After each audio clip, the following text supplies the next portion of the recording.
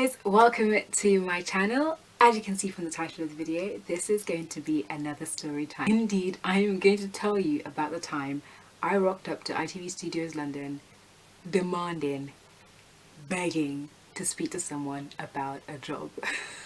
Let's get into this.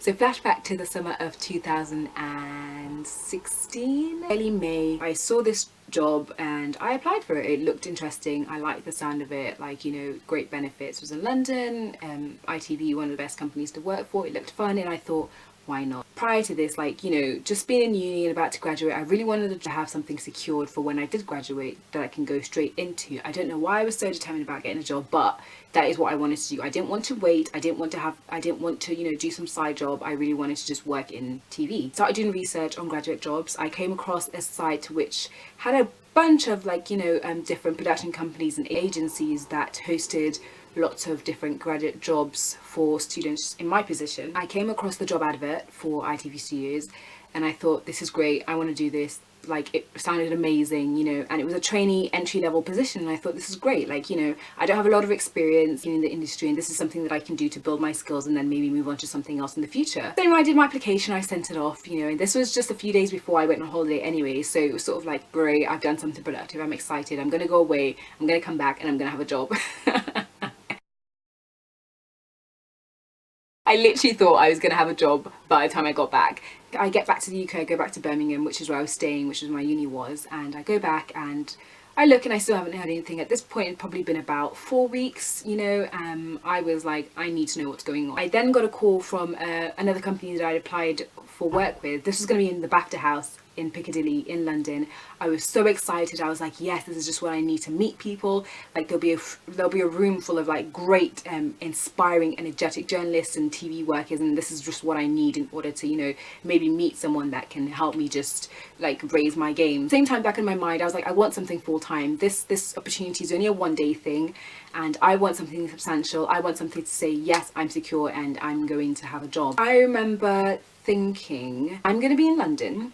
Why don't I just rock up to the studio house? Like, what's the worst that can happen? I'm gonna speak to someone, they're gonna approve my application, and that job is mine. That was literally my thought process. Crazy, wild, like, damn.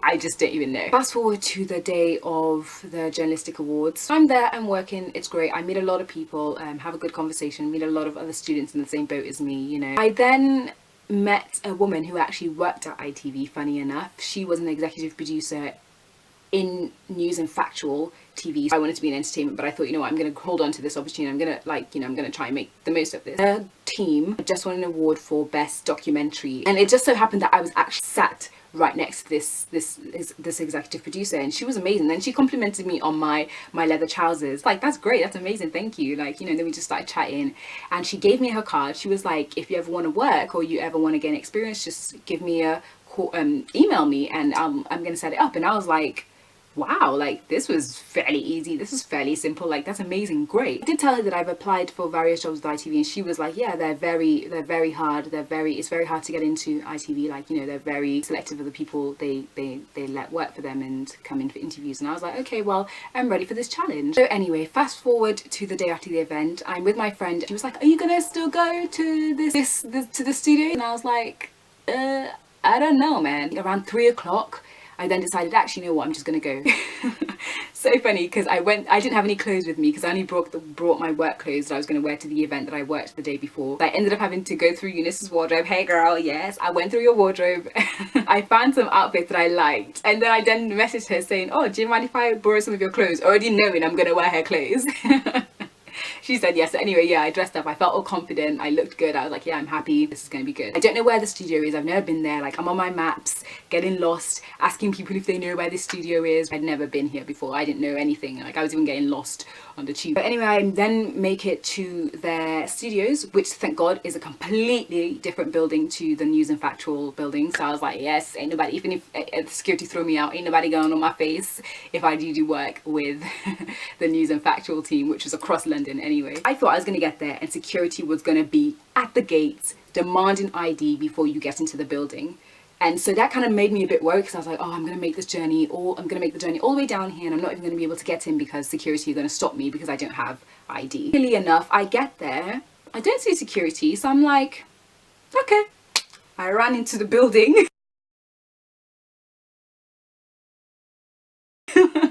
Literally went into the building, and that's when I started getting, I was super nervous. Like, you guys know when I get nervous, I'm telling you, I'm sweating like a bloody goat. Like, do goats even sweat? I don't know, but I was sweating like puddles, oceans, everything coming out of me. I'm shaking. I'm getting a bit of I'm having a bit of an anxiety attack. I'm like, what the hell am I doing here? Like, I'm gonna get embarrassed. They're gonna check me out of the building. Everyone's gonna see. Like, ah, nightmare. But anyway, I make it into the building, and someone was in front of me already, so I had like a few moments to just get myself together and just be like, what am I gonna say? I get to reception, and there are literally like 3 receptionists. I'm like, oh my god, this is some official business. This is not just some small thing. This is official people who, like, they're all in their rows, they've got their computers looking stern, and like, I'm ready to, you know, and anyway, so I walk up there and I'm like, hi, my name's Nadine. I'm just popping in to see if I can speak to someone regarding a job I applied for.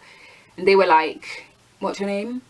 Nadine. They put it click, click, click, click, click in the system. Yeah, who is it you're here to see? I'm like, well, they don't know I'm coming. Literally, that's what I said. They don't know I'm coming, but I just thought, since I'm in London, I may as well pop in and speak to someone regarding a job application I made a few months ago.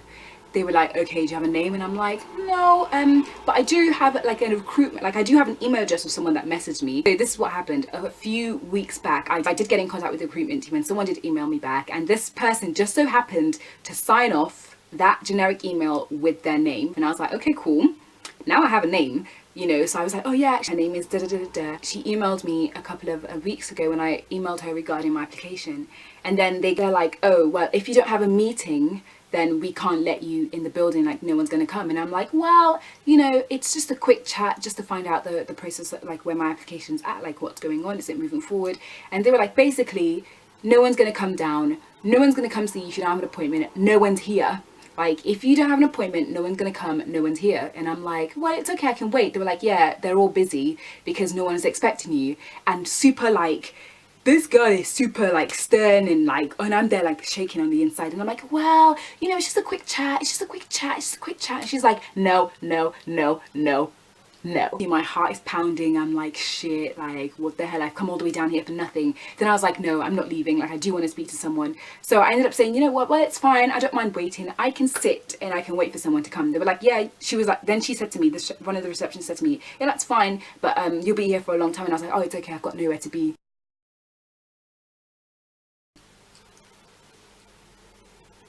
Hey, I said, no, it's okay, I've got nowhere to be. The way they looked at me, like, this girl is crazy. I took myself and I placed myself in like the seating area right in front of the reception area. I was sat there, and then I was like, oh god, like I need to charge my phone. So I started charging my phone. I look up, please tell me why I see security man just spatter right there next to me. They called security. Security was sat right next to me waiting, and I'm there like I'm shaking now. Like I'm like, I can feel my, like my legs started, like, you know when your legs start trembling. Like literally it was like trembling, like, and I'm just there like, okay, I'm just charging my phone, I'm just sitting there waiting for it to charge. Okay, I'll just be quiet. And I was sat there for a good 20-30 minutes, security on my tail. Like this guy, big guy, was just stood there like this. I just thought maybe I should just take myself and leave. Hey, I was shaking. I was so nervous. I was like, this is the worst idea I've ever had in my entire life. Like literally. So anyway, I'm sat there for a good 20-30 minutes. Then finally, one of the girls then comes up to me and she's like, who is it you said that you wanted to see or wanted to speak to? And I was like, oh, her name was Shanice. And they were like, can we see the email? So I unplugged my phone. I then go up to the desk and I'm like, oh, this is the email I got. And she read it. Then she was like, okay, just give me a second. And then she called her. And I was like, oh my god, they called this girl, she's gonna come, I'm gonna get the job that I wanted to get, like, yes. She called her, and I heard her having the conversation on the phone. She was like, yeah, there's a girl here to see you, and yeah, she has an email from you, I can see your name. The girl on the phone was like, yeah, I can't find her, like I've never emailed this person. And the receptionist was like, oh, I've seen you've signed off on this email with your name, and you're the only Shanice in this building, so clearly it must be you. And then this girl gets off the phone, then she's like, okay, she's gonna come down, just give it like 10 minutes. And I was like, what? She's actually gonna come, and I smiled at her and I was like, yeah, thank you so much. She's like, yeah, okay, cool, you know. So I sat there, I waited. Then the girl came, took her hand, I introduced myself, and she was hi. She was like, so how can I help you? And we stood in the lobby area, so security is listening to everything we're saying. All the receptionists listened to everything we're saying. Thank God there were no official people around, like, I didn't want to embarrass myself. That was too late for that. As soon as that idea popped into my head, I should have thought of that, you know. Talked for about 15 minutes, and I was just like, yeah, I was in London, and I know it's unannounced. I just wanted to speak to someone regarding my application because it's been a while since I've had anything. I emailed you, you know, hence I'm speaking to you right now. She was like, yeah, I emailed you on the generic stuff, so it was really hard to find you, but yeah, I saw your email. And I was like, yeah, I just wanted to find out about the job. And then she said to me, oh, you know, I'm not actually in charge of that specific job role. Like, I do look at other recruitments, like other areas of recruitment within the company, but I'm not specifically in charge of the studio stuff. The woman who would have been perfect to speak to you is actually not here. Working from home, if I'd come like a day earlier, it would have been perfect, so I'd have spoken to her. And I was like, oh my god, like, this is so annoying, but this is great at the same time. We had a good conversation, and I talked about my CV, and we just talked about certain things that I could do to improve my chances of getting the job. Great, it was a good, insightful conversation. And yeah, so towards the end of the conversation, she ends up giving me her personal emails. In the long run, she actually assigned me or told me to apply for a position like the ITV Insight pool. Got a job now, so I never really needed to use it, but it was great to have been accepted into that. I ended up having my meeting with her, then she left, and then the awkward thing was, oh, okay, I'm gonna go, but I couldn't go because my phone was acting crazy, like just dying, so I had to wait for my phone to charge. And then I said to the girls on reception, I'm so sorry, I'm not stalking you guys, like, I'm just waiting for my phone to charge. And everyone started laughing. I was like, no, it's cool, it's fine, take your time, you know. And then they applauded me. They were like, well done. Everyone was like, well done. The security guard was like, yeah, well done, you stood your ground. And I was like, oh my god, like, if only you knew how much sweat is on me right now. Like, the nervousness I was feeling was ridiculous. But they were all like, yeah, well done, like, you know, you stood your ground and you got what you came for. And I was just like, yeah, thanks guys. They were like, yeah, you look like you were presenting a show or something, or you're like an audience member. And I was like, oh no, I wish. They ended up all being really friendly once they figured out, like, this girl, well, she's sort of crazy, but she's not that crazy. I ended up charging my phone. We ended up having a conversation. I genuinely thought security was gonna come and pick me up and throw me out the building. Like, the guy was stood right there, no facial expression, just there like, oh, only God knows though. Only God knows for me. Really insightful. It was a really good experience actually, because it showed me how ballsy I could be. In some situations it could be seen as really pushy and, you know, she's just too much, like, you need to roll it back a bit. But I want to work in entertainment TV. I want to work in TV anyway, so why not just give it a shot? And, you know, and my mum was like, go for it, and my friends were like, go for it, but maybe next time I won't just rock up unannounced to a massive studio house and just say I'm here to speak to anyone and everyone. Like, girl, no. I left feeling really good and refreshed and excited. And then, yeah, and it's so funny because I then met up with my friend Eunice. On the way home, I saw one of the girls, one of the receptionists, and she came up to me and she hugged me and she was like, well done again. And I was like, this is so awkward. I was just there like laughing. She was like, you know, well done. That's how people get jobs and you don't know what can happen from this. And I was like, oh my god, like, I'm gonna get a job. She was like, yeah, I admit I was not having any of it when you were speaking to me at all. Like, literally, I looked at you like you were some crazy person. I was not having it. A few weeks later, I actually didn't hear anything back again.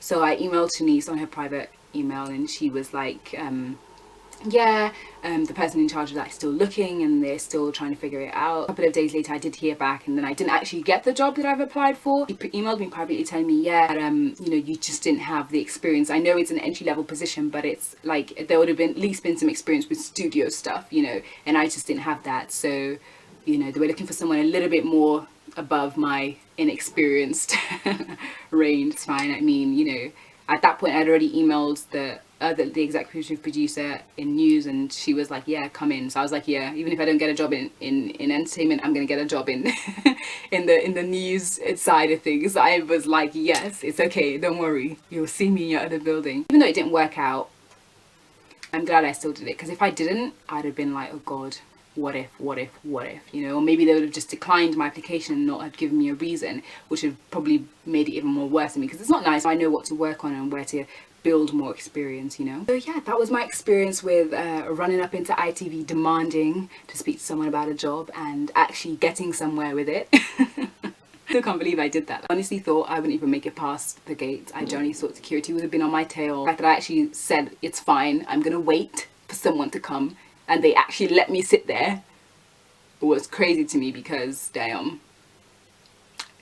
In a way, I feel like it kind of just helped me like understand that I will go for something if I want it. You know, like I'm not afraid to take risks and just like be out there, because you have to be, especially in this industry that I'm trying to break into. It's sort of like, if you're not running after it or chasing it, someone else is going to take your opportunity. That was my experience. I'm glad that it happened. It was very interesting looking back on it now. Guys, if you've had any experiences like that, leave it in the comment box below. I'd love to read them. I'm not the only one who's done this, so leave your comments in the box below. If you liked the video, give it a thumbs up. Like, what you waiting for? Hit that thumbs up. And if you like my videos, don't forget to subscribe to my channel to see more of moi. I'll see you guys soon again. Thanks for watching. See you guys soon. Bye. Your problem, they for your back. Let's confess, Latin joke and match. Let's confess, Latin she will. Let's confess, Latin you will. Let's confess, Latin joke and match. I like Kuma, but I like big back. All the shit be like anytime, anytime when you walk out.